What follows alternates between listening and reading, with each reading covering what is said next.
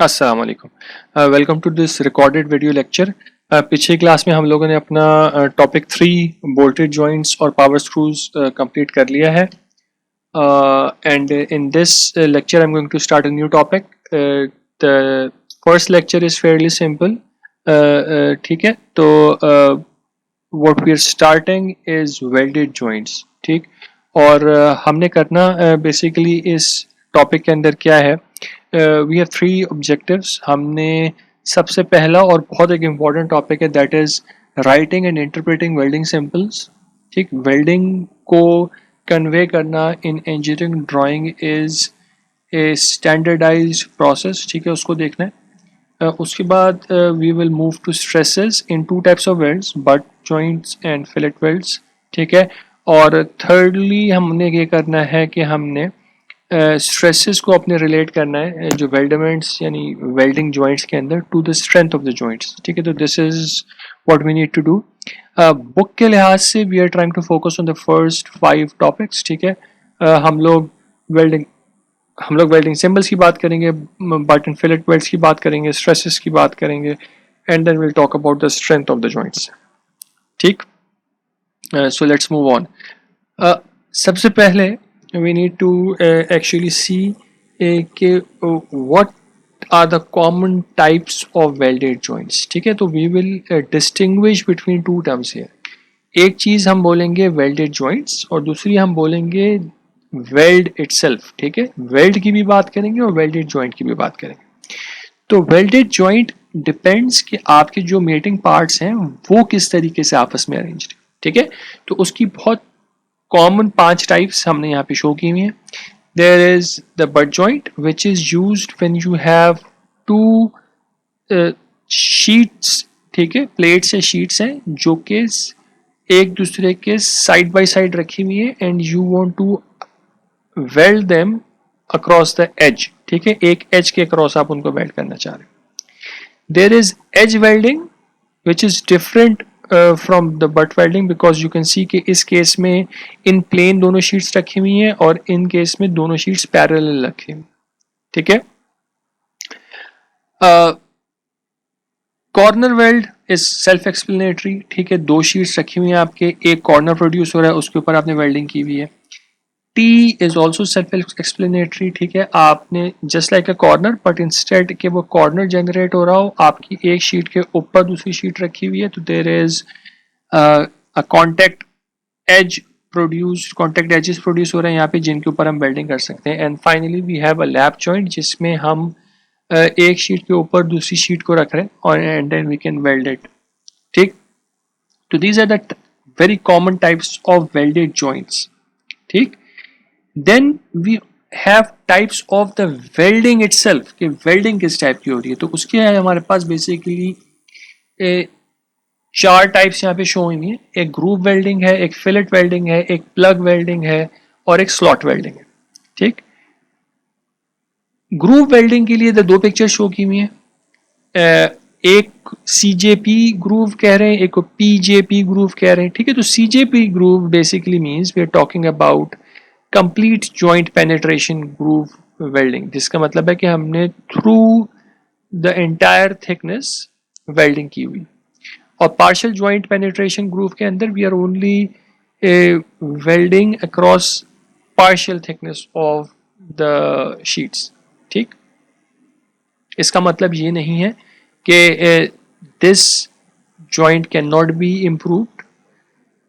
This thing complete joint penetration is only possible when the sheets themselves are very are relatively thin.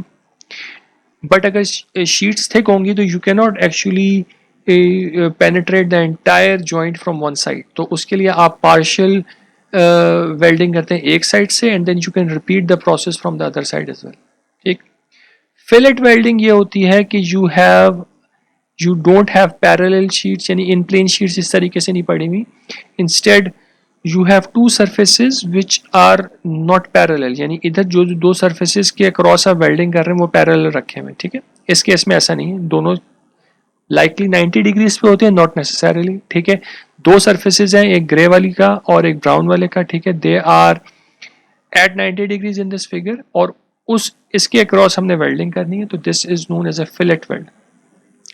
Plug weld के अंदर हम एक अपनी sheet के अंदर होल्स प्रोड्यूस करते हैं, ठीक है, और दूसरी शीट के अंदर नहीं कर रहे हैं, एंड इधर जो होल्स प्रोड्यूसर हैं उसके अंदर से हम वेल्डिंग कर रहे हैं ताकि ये वाला जो होल्स हैं ये फिल हो जाए और जो बॉटम वाली प्लेट के साथ top plate through this holes, field holes जो है वेल्डिंग के, उनके थ्रू कनेक्ट हो जाए। सेम चीज हो सकती है अगर आप जो सर्कुलर होल्स की जगह बड़े स्लॉट्स प्रोड्यूस कर रहे हैं, इसको स्लॉट वेल्डिंग भी कहते हैं और इसको सीम वेल्डिंग भी कह सकते हैं, ठीक है। तो हमने टाइप्स ऑफ वेल्डेड जॉइंट्स देखे हैं which basically relate to the arrangement of the mating members, और हमने टाइप्स ऑफ वेल्ड्स भी देखे हैं which basically means कि आप वेल्डिंग किस तरीके से कर रहे हैं, ठीक है। Now we need to now look at the welding symbols. और वेल्डिंग सिंबल्स का पर्पस क्या है? वेल्डिंग सिंबल्स का पर्पस ये है कि यू नीड टू स्पेसिफाई कि आपने किस साइज की, किस तरीके से और कहाँ वेल्डिंग करनी है इन द इंजीनियरिंग ड्राइंग। और वेल्डिंग के बारे में the information is so much कि you need a standardised way to symbolically pass that information. तो फॉर एग्जांपल एक केस यहाँ पे शोन है, ठीक है। तो एक प्लेट के ऊपर एक सर्कुलर सिलेंडर जो है आपका वो वेल्ड हुआ है और हमने वेल्डिंग करनी थी using fillet welds and we wanted to weld it across the entire circumference, ठीक है। उसकी कोई ना कोई हमने साइज भी सोचा होगा, that you can see there is a number 5 written here, ये कोई ना कोई साइज शो कर रहा है। अब इस सारी इंफॉर्मेशन को हम फिलेट वेल्ड करना चाह रहे हैं, we want to weld it across the entire circumference करना चाह रहे हैं और उसका साइज भी बताना चाह रहे हैं। This entire information is written here. You can probably interpret this thing, this circle is trying to show you कि ये हम पूरे सर्कल पे करना चाह रहे हैं। This sort of looks like a fillet weld, triangular weld show करा, तो this seems like a symbol for the fillet weld, and this 5 is trying to tell me some sort of size which we still don't know कि कौन सा size है ये right? तो let's see how we actually interpret these things. अब welding के जो भी सिंबल होते हैं, this thing is known as a welding symbol. Welding symbol is a very complicated symbol, ठीक है। तो उसके अंदर बहुत सारी इंफॉर्मेशन होती है, ठीक। तो this diagram is from the American welding society, ठीक है। उन्होंने सारी मेजर टाइप की वेल्डिंग के लिए जितनी इंफॉर्मेशन होती है सब इस फिगर के अंदर डाल दी है। We want to avoid for example the information for plug welds, ठीक है, because we are not focusing on that। हम लोग फोकस करेंगे दो चीज़ों के ऊपर, हम लोग फोकस करेंगे ग्रूव वेल्डिंग के ऊपर और फिलेट वेल्डिंग के ऊपर। These are the common types of welding, ठीक है। तो what I have done is I have broken this figure down. इसके अंदर मैंने ये कहा कि हम लोग let's start adding things on a blank arrow, ठीक है। तो हमने एक बिल्कुल सिंपल सी लाइन से स्टार्ट कर रहे हैं and will keep on adding things and will try to see कि हर जो इंफॉर्मेशन ऐड हो रही है उसका क्या मतलब है। तो first of all see that this has two parts. एक एरो है जो कि आपकी डायग्राम के ऊपर पॉइंट कर रहा होगा उस लोकेशन को जहां पे वेल्डिंग होनी है। सेकेंड एक आपकी रेफरेंस लाइन है। Now this reference line carries all the information. इसके ऊपर, इसके नीचे, इसके पीछे there is information placed in specified symbols and locations जहां पे आप उसको इंटरप्रेट कर सकते हैं यूजिंग द स्टैंडर्ड्स, ठीक है। तो reference line and the arrow they are mandatory, इनके बगैर आप वेल्डिंग सिंबल नहीं डिफाइन कर सकते, ठीक है। इसके बाद हमें क्या चाहिए होता है? इसके बाद वी नीड टू टेल कि हमारी वेल्डिंग एक्चुअली है किस टाइप की, कौन सी टाइप का वेल्ड यूज कर रहे हैं हम लोग। उसके लिए we need to place the weld symbols. हम रिमेंबर कि हमने पहले बात की थी, we are distinguishing between welding and weld. Welding is a process which can utilize different type of welds, ठीक है। यानी फिलेट वेल्ड भी यूज हो सकता है, ग्रूव वेल्ड यूज हो सकता है, स्पॉट वेल्डिंग कर सकते हैं आप,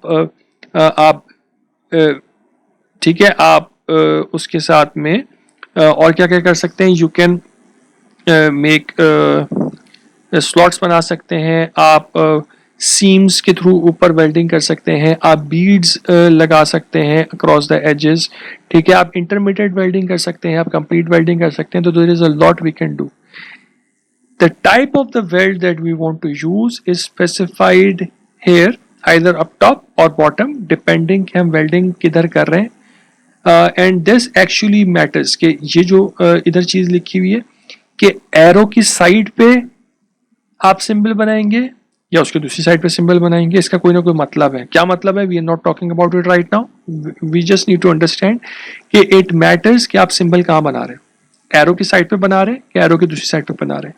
दैट डज नॉट मीन कि आपका जो एरो है it has to always point down. You can have a symbol like this and we can place for example a fillet weld symbol here. ठीक है, in fact the fillet weld symbol is like this. ठीक है, and here we can specify a size if you want. If we are showing something on the arrow side, arrow इधर ऊपर है और हम arrow की तरफ शो करें, that means something. अगर हम इसकी जगह पे सेम काम इधर कर दें, दैट मीन्स समथिंग. ठीक है, तो इसको हमें देखना पड़ेगा what are we trying to say here. We can also put the symbol on both sides and that also has a specified meaning. ठीक है, इस रेफरेंस लाइन की एक टेल भी हो सकती है. The tail is not compulsory. This is a perfectly okay welding symbol, but sometimes you want to give some extra information. For example, अगर मैं आर्क वेल्डिंग कर रहा हूँ तो मैं कौन सा इलेक्ट्रोड, किस मटेरियल का इलेक्ट्रोड, किस ग्रेड का इलेक्ट्रोड उठा रहा हूँ, I can give that information here. I can even say कि मैं किस टाइप की वेल्डिंग करना चाह रहा हूँ. तो अगर मैं metal inert gas welding, MIG welding करना चाह रहा हूँ तो I can write that information hair.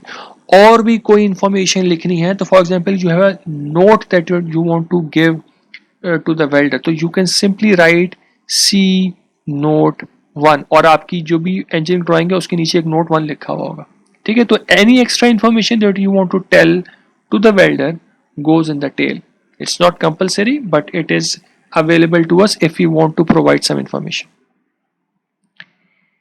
Size हमने पहले भी बात की थी, हमने 5 देखा था. The size of the weld goes here before the welding symbol. Sometimes it is possible कि अगर मेरे पास let's say 2 joints हैं, ठीक है, 2 मेरे पास शीट्स हैं और उनको मैं वेल्ड करना चाह रहा हूं, तो इट इज पॉसिबल कि मैं इस पूरी लेंथ को वेल्ड कर दूं या फिर मैं वेल्डिंग एक सर्टेन डिस्टेंस पे करता रहूं. If you want to tell this information, welding size matters. कि अगर मेरे पास एक फिलेट वेल्ड है, इसका साइज क्या है, इसकी क्रॉस सेक्शन के साइज की बात हो रही है, जो साइज हो रहा है. ठीक है, जो यहां पे हम इंफॉर्मेशन दे रहे हैं, हम इसकी लेंथ की बात कर रहे हैं कि ये लेंथ कितनी है, और इसकी पिच की बात कर रहे हैं कि कितने कितने डिस्टेंस के बाद आपने ये वेल्डिंग परफॉर्म करनी है. ठीक है, तो you are already seeing that in a very small space we are trying to tell a lot of different things to the welder. ठीक है, तो स्टैंडर्ड इसीलिए यूज करना जरूरी है बिकॉज इतनी कम स्पेस में इतनी सारी इंफॉर्मेशन दे रहे हैं, तो the welder should know the terminology and you should know the terminology. सही. और क्या कर सकते हैं, एक सिंबल हमने पहले भी देखा था, इस सिंबल को कहते हैं वेल्ड ऑल अराउंड. यानी अगर कोई भी 2 पार्ट्स मेट कर रहे हैं और मैं ये सर्कल यहाँ पे बना दूंगा, it will always be a circle. It does not mean कि अगर मेरे पास एक स्क्वायर कॉन्टैक्ट एज प्रोड्यूस हो रहा है 2 पार्ट्स के बीच में तो मैं यहाँ पे स्क्वायर बनाऊंगा. नहीं, मैंने सर्कल ही बनाना है. सर्कल सिंबल का मतलब ये है कि मेरे जो भी कॉन्टैक्ट एजेस बन रहे हैं 2 पार्ट्स के बीच में, उनको मैंने कंप्लीटली वेल्ड करना. ठीक. अब एक सिंबल और होता है, this we call the field weld. अब देखिए, this information what we are trying to say in this particular case, जो फ्लैग बना है इसमें हम ये बोल रहे हैं कि this particular welding needs to be performed in the field या फिर ऑन साइट. ठीक है, इसका मतलब क्या हो सकता है, इसका मतलब ये हो सकता है कि मैंने एक चीज, एक मशीन बनाई and there is a welding involve in it, but I don't want to do it in my welding shop. मैं अपनी जो भी मेरी वर्कशॉप है उधर नहीं करना चाह रहा, because I want to ship it, maybe I want to separately ship two parts. ठीक है, तो मेरे जो वर्कशॉप के टेक्नीशियंस हैं उनको चीज पता होनी चाहिए कि this particular welding does not happen in our workshop. जब आप इस पूरी असेंबली को ऑन साइट जाके असेंबल कर रहे होंगे, उस वक्त आपने ये वेल्डिंग परफॉर्म करनी है। तो this is again an information which we need to tell to our teams which are working in the workshop and on site. ठीक है, और क्या हो सकता है, हम लोगों को ये बताना पड़ता है कि हमने अपनी वेल्डिंग की फिनिशिंग कैसे करनी है। तो फॉर एग्जांपल अगर मैं एक सिंपल ग्रूव यहाँ पे बनाऊं दो पार्ट से, but I am not making to parts, ठीक है, तो ये दो पार्ट्स हैं अलग अलग। ठीक है, इनमें मैंने ग्रूव वेल्डिंग की, मेरे पास वेल्डिंग इस तरीके से आ गई। अब how do I want to actually finish this thing? क्या मैंने इसको ग्राइंड करना है या मशीन करना है? What do I want to do?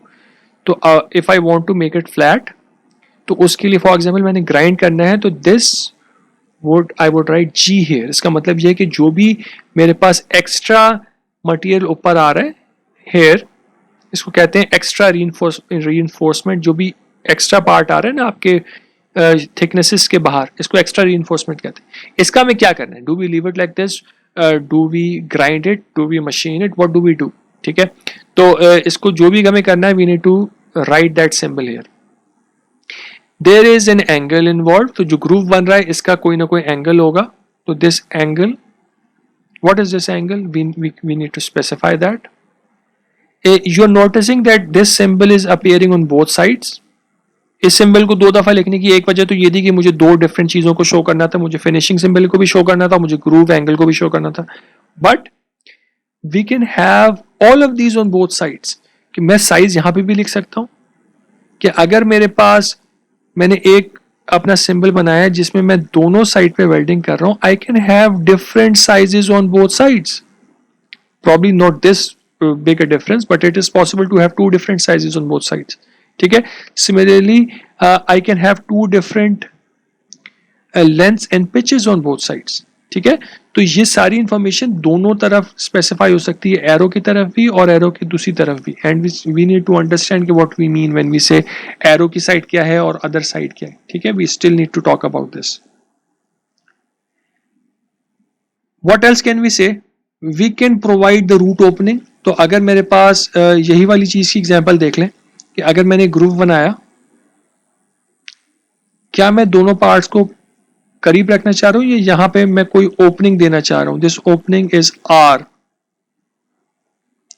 अगर मैं कोई ओपनिंग देना चाह रहा हूं इन दोनों पार्ट्स को मेट कराने के लिए, तो वो रूट की ओपनिंग भी I can specify in the welding symbol. Okay, तो यहां तक तो हमारी सारी बात कंप्लीट हो गई। जो हमने वेल्डिंग सिंबल में जितना हमें रिक्वायर्ड है वो हमने इंफॉर्मेशन यहाँ पे लिख ली। ठीक है, अब next we need to see कि जो ये आपके वेल्ड सिंबल है ना,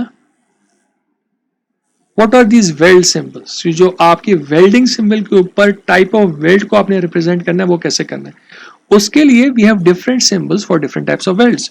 आप बीड वेल्डिंग करना चाह रहे हैं, probably we won't cover this in this course, but there is a symbol for bead welding, there is a symbol for fillet welding, there is a symbol for plug or slot welding, there is a symbol, there are a variety of symbol for groove weldings. अब groove welding का मसला ये है कि let me open the whiteboard here and let's try to get our pen. ठीक है, तो अब what can happen is I can have two different sheets like this and I can weld them together.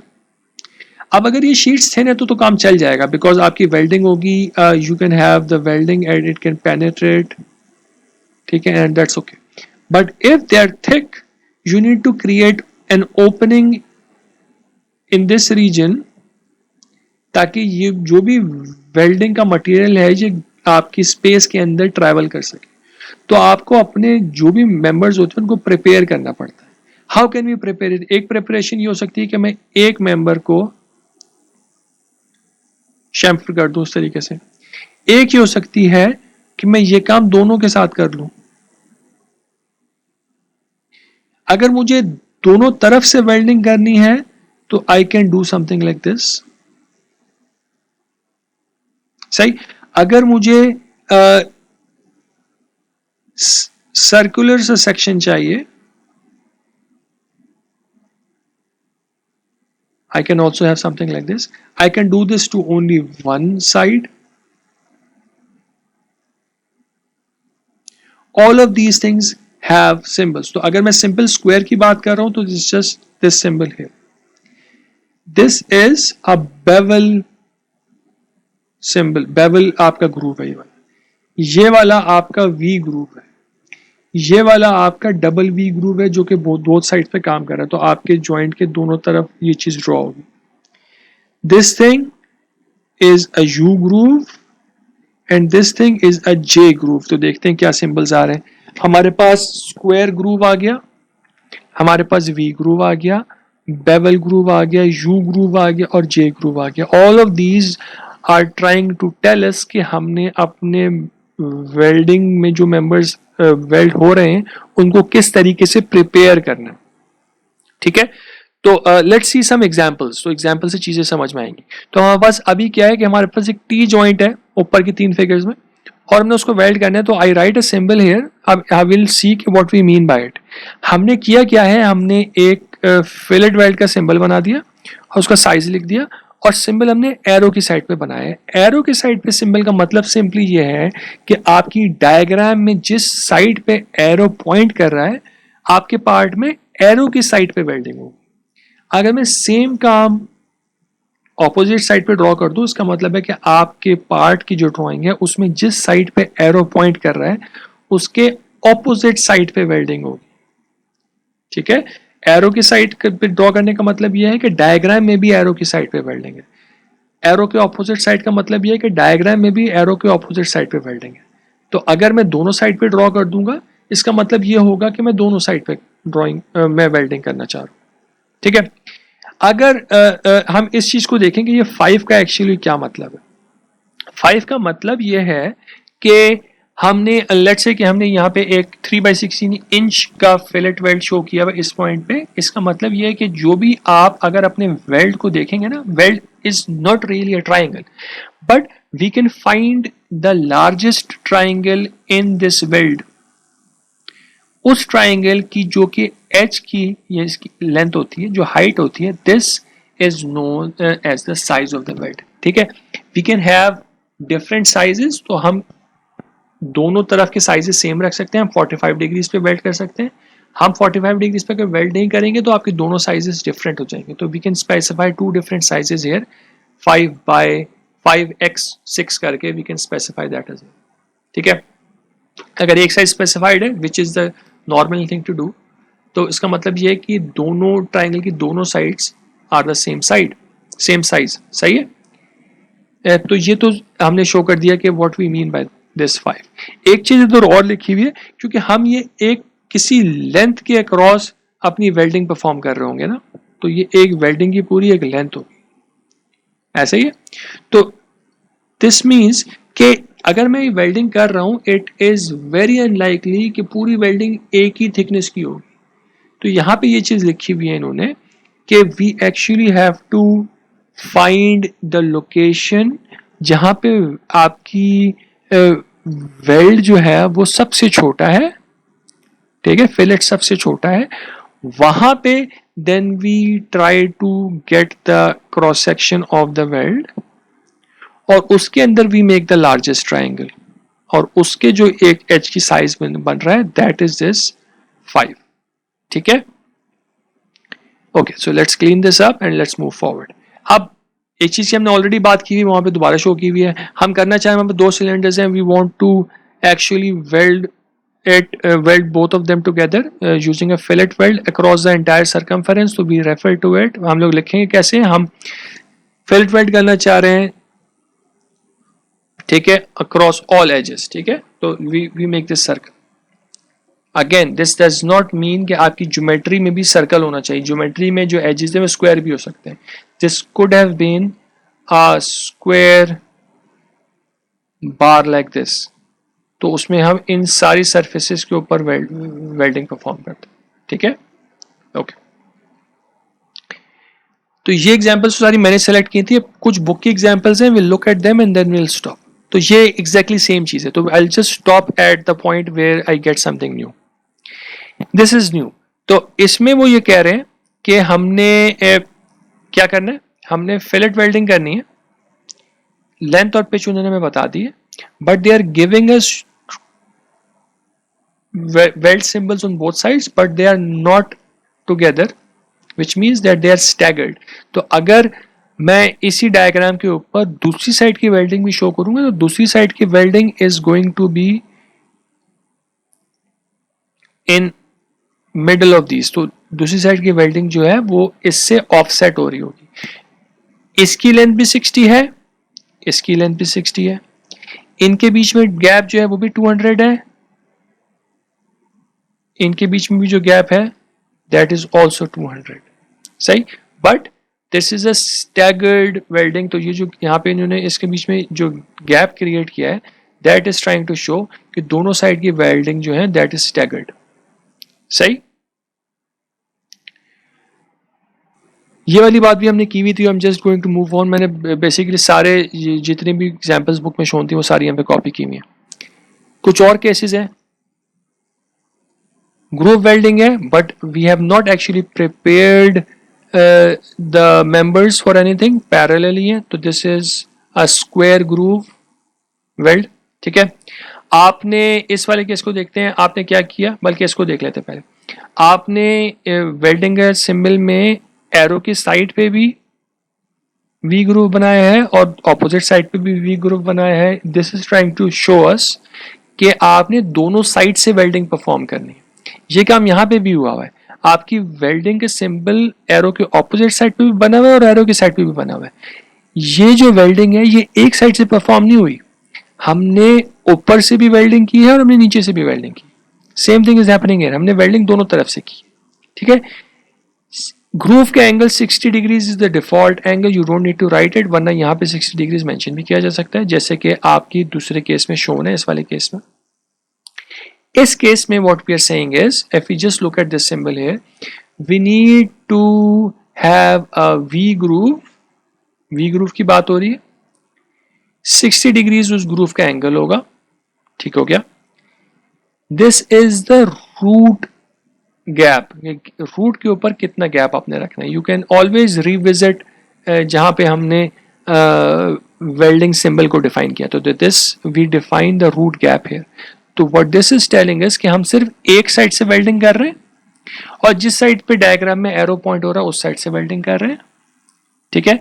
तो अगर आपने welding करनी है इसके लिए तो you will need to prepare this groove, पहले आपको ये वी ग्रूव खुद प्रिपेयर करना पड़ेगा through some sort of machining, and then you are going to place the members so that there is a gap of let's say 2 mm here, and then we are going to perform this welding, ठीक है। तो this is what this all means कि इसमें हम इसमें उनको ये भी बता रहे हैं कि आपको प्रिपरेशन कैसे करनी है, पहले आपने वी ग्रूव खुद बनाना है and then you are going to weld it. This is a bevel, ठीक है। बेवल में क्या होता है, आप सिर्फ एक साइड को प्रिपेयर करते हैं, तो आपने एक साइड को 45 डिग्रीज पे प्रिपेयर कर लिया and you create a gap here, और उसमें अंदर हम सिर्फ एक साइड पे वेल्डिंग कर रहे हैं which is the side of the arrow, ठीक। सो फाइनल स्लाइड है हमारी ये, इसके बाद we will stop. I'll come to this first one later on। तो पहले केस में द स्टैंडर्ड थिंग्स देख लेते हैं। आप यू ग्रूव बनाना चाह रहे हैं एरो की साइड पे, तो दिस बुक में इस तरीके से बना हुआ था, we should actually have placed it here, ठीक है। इसमें हम एक साइड से हमने पहले यू ग्रूव को प्रिपेयर करना है दोनों पार्ट्स को मशीन करके, and then we are going to weld it. This is the J groove, J groove के लिए आप सिर्फ एक को प्रिपेयर करते हैं, ठीक है। आपने एक को प्रिपेयर किया and then we weld it from the side of the arrow, तो again this should have been given like this, ठीक है। अच्छा, this is an edge weld, तो हमारे पास दो पार्ट्स हैं, ठीक है, उनके एज पे हम वेल्डिंग करना चाह रहे हैं। the welding that we are going to perform is still square groove welding, but अब ये ज्योमेट्री ऐसी है कि हम इसमें दूसरी साइड से मशीनिंग नहीं कर सकते, तो वी आर स्पेसिफाइंग हेयर कि हम इस लोकेशन में, तो लेट्स ड्रॉ इट करेक्टली, इस लोकेशन में we are going to do a square groove weld but only on one side which is the arrow side which is this side here. तो हम इसमें टॉप से basically groove welding करना चाह रहे हैं। हमने इसमें कोई किसी किस्म की सर्फेसिस को प्रिपेयर नहीं किया, तो we are just doing a simple square groove welding which means कि we are just taking unprepared members और उनकी हम वेल्डिंग कर रहे हैं। ठीक, तो I think this is it, will stop here and in the next class we'll start with the stresses in the welding joints. This is going to start getting a little bit involved. ठीक है, पहले हम butt joint की बात करेंगे, that would be fairly simple, but हम जब fillet joints के ऊपर आएंगे तो things will start to get little complicated. Mechanics of materials के कुछ कॉन्सेप्ट्स यूज होना शुरू होंगे, but will cover them as needed. ठीक है, तो thank you very much, I will stop here. अस्सलाम वालेकुम।